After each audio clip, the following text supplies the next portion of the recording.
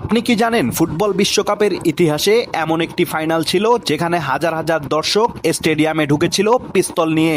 ঘটনাটি 1930 সালের প্রথম ফুটবল বিশ্বকাপে উরুগুয়েতে অনুষ্ঠিত সেই বিশ্বকাপের ফাইনালে মুখোমুখি হয়েছিল দুই চিরপ্রতিদ্বন্দ্বী আর্জেন্টিনা এবং স্বাগতিক উরুগুয়ে। তখন ফুটবল শুধু একটি খেলা ছিল না, ছিল জাতীয় গৌরবের লড়াই।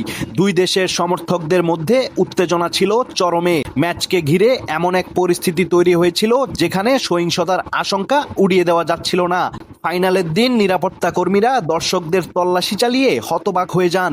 বিভিন্ন প্রতিবেদনের তথ্য মতে দর্শকদের কাছ থেকে শত শত নয়, প্রায় 1600টিরও বেশি রিভলভার এবং আগ্নেয়াস্ত্র উদ্ধার করা হয়েছিল।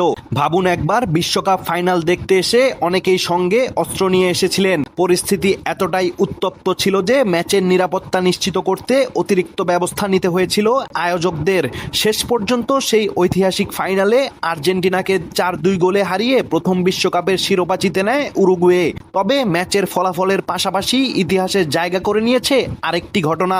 বিশ্বকাপ ফাইনালে দর্শকদের কাছ থেকে বিপুল সংখ্যক অস্ত্র উদ্ধার হওয়ার অবিশ্বাস্য কাহিনী। ফুটবল বিশ্বকাপের 90 বছরেরও বেশি ইতিহাসে এমন ঘটনা আর কখনো দেখা যায়নি। সত্যি ফুটবল ইতিহাসে এমন কিছু গল্প আছে যা শুনলে সিনেমার কাহিনীও